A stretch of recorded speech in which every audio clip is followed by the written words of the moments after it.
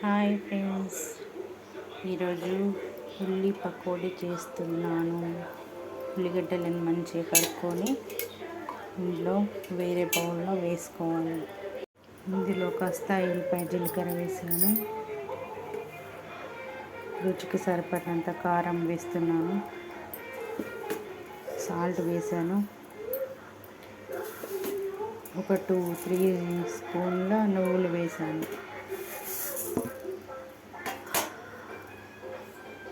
తర్వాత వచ్చేసి కొంచెం ఓమ కూడా వేసాను. కొంచెం లైట్గా పసుపు వేసాను.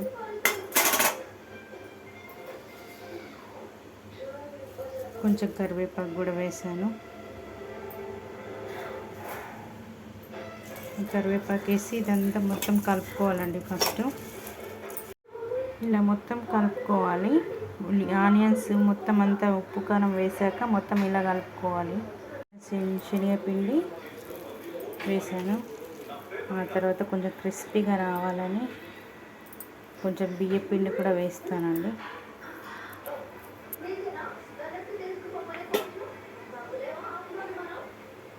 కొంచెం వేసి బాగా కలుపుకోవాలి.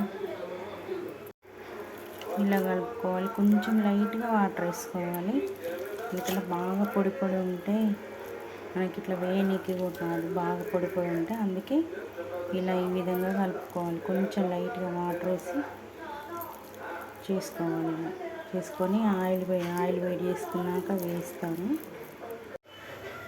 ఆయిల్ ఇట్లా వేడయ్యాక కొంచెం వేడయ్యాక కొంచెం ఇలా వేస్తూ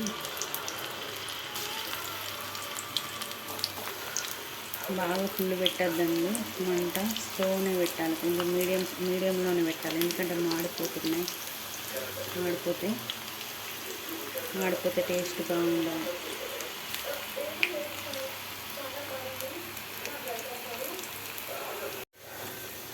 మళ్ళీ దీన్ని కొంచెం ఉల్టా వేసుకోవాలండి. ఉల్టా వేసుకొని మళ్ళీ రిటర్న్ ఇట్లా వేసుకొని దాన్ని తిప్పుతూ ఉండాలి. లోపల మొత్తం కాలిపోయాక చిన్నగా పెడుతూ మంటను స్లో చేస్తూ,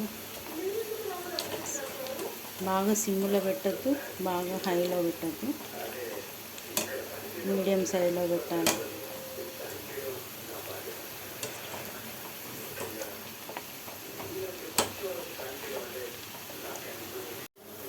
అంతే, ఆనియన్ పకోడీ రెడీ. ఇలా తీసుకొని వర్షాకాలంలో వేడిగా ఇలా చేసుకొని తింటే ఎంత బాగుంటుందో.